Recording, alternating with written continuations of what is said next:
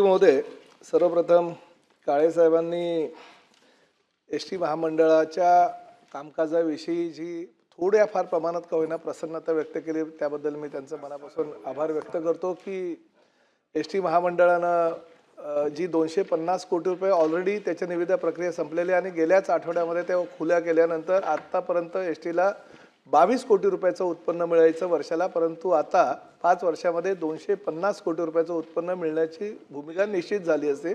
मी गेल्या वेळेस सुद्धा सभागृहामध्ये सांगितलं होतं की वर्षभराच्या कालावधीमध्ये एस टी महामंडळाला किमान 500 ते 600 कोटी रुपये होईना उत्पन्न मिळेल अशी जबाबदारी आणि खबरदारी एस टी महामंडळाचा अध्यक्ष आणि परिवहन खात्याचा मंत्री म्हणून मी घेतोय।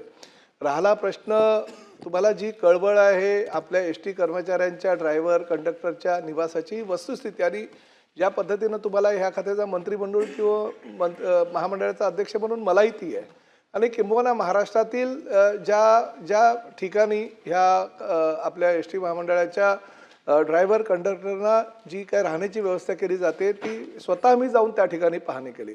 अध्यक्ष सभापती महोदय, ठाण्याला तर अतिशय चांगल्या प्रकारचं वातानुकूलित आम्ही त्यांना व्यवस्था केलेली आहे। बंक बेड त्या ठिकाणी निर्माण केलेले आहे, त्या ठिकाणी त्यांना पिण्यासाठी थंड पाणी, आंघोळीसाठी गरम पाणी, गिझर वगैरे त्या ठिकाणी लावलेले आहे। मुंबई सेंट्रलला पण तशी व्यवस्था आम्ही केलेली आहे। राज्यातील सर्व ठिकाणी अशी व्यवस्था करण्याचा निर्धार एस टी महामंडळानं केलेला आहे। काही आम्ही PPP तत्वावरचे जे आता एस टी स्टँड किंवा आम्ही डेपो डेव्हलप करणार आहोत त्या ठिकाणी तर एस टी महामंडळाच्या कर्मचाऱ्यांसाठी म्हणजे जसं आपण इतर ठिकाणी म्हणजे शासकीय कर्मचाऱ्यांसाठी काही सोय करतो तशीच सोय आम्ही त्या ठिकाणी करण्यासाठी एक जागा निश्चित केलेली आहे प्रत्येक ठिकाणी।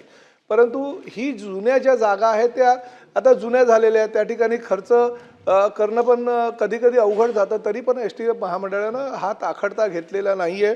त्या ठिकाणी त्या कर्मचाऱ्यांसाठी पूर्णतः व्यवस्था करण्याची जबाबदारी एस टी महामंडळाची आणि भविष्यामध्ये त्यामध्ये आपल्याला सुधारणा झालेली आढळून येईल।